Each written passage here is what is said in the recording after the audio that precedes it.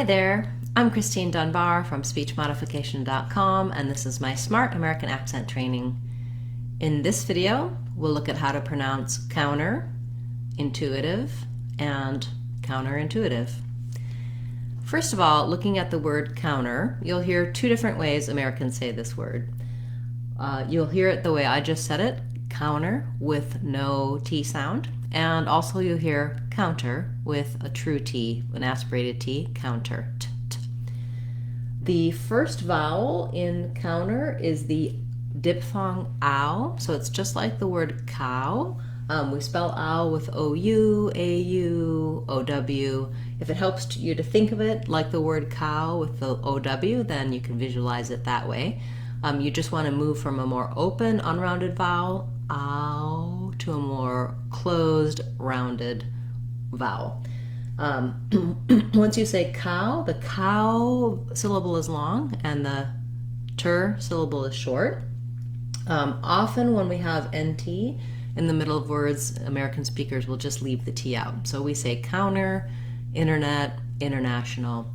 It's an acceptable pronunciation, but there's nothing wrong with saying counter as well.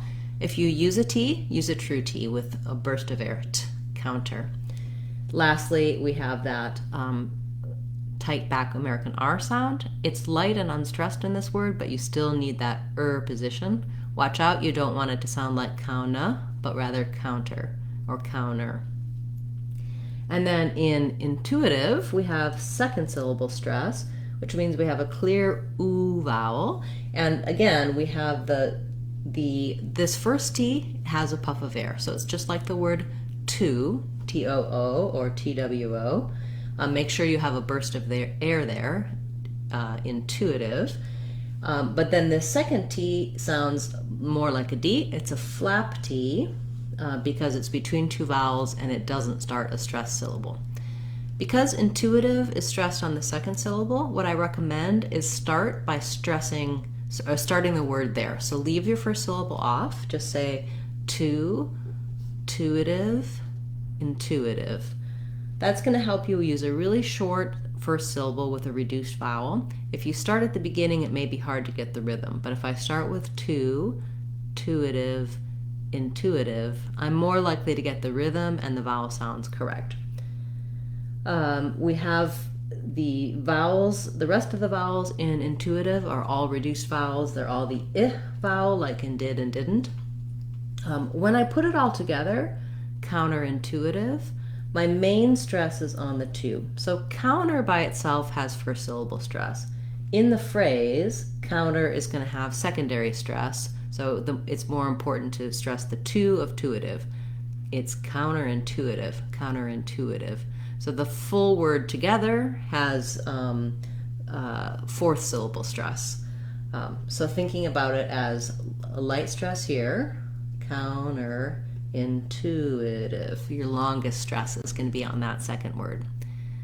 When you can say counter and intuitive and counterintuitive by themselves, do try practicing them in some short phrases so that you can get the rhythm, the vowel sounds, and all of the details with those special T sounds accurate when you're speaking. You may find that as you're practicing words, you can do them by themselves, but then when you try to use them, it doesn't come the new way, it doesn't come naturally. You do need to build that up from just practicing words, doing some phrases, sentences, till eventually being able to use them naturally in your speech. Let's give you some examples. For counter, you could say, let's put it on the counter. I'm going to give you a counter offer. For intuitive, you could say, I have an intuitive sense about that. And then for counterintuitive, you could say that it's true, but it's somewhat counterintuitive. You might not anticipate this. It's counterintuitive. Okay, thank you for this request. If you have a request you'd like to see me cover in the Word of the Day series, feel free to leave that in the comments for this video or any of my videos. You can get more help for the details of the different sounds of English in our Sounds of English course on SpeechModification.com. All of our online courses are either free or under $2, so they're a great resource for learning about little details like when do we say the T, when do we say it more like a flap T, how does that work, all of the different vowel sounds, what accent error patterns to watch out for. I do discuss those frequently in my videos and in our classes, so keep coming back and you'll learn more of these details. But that foundational course, the Sounds of English course, is a great way to get some of the pronunciation help that will help you on any word you want to say. I'll be back again tomorrow with another Word of the Day class, as well as on Friday we'll have our live question and answer class. I hope to see you there. I'm Christine Dunbar from SpeechModification.com. Remember, if you want to sound like a native speaker, you can do it. SpeechModification.com. Bye everyone. Hope to see you again soon.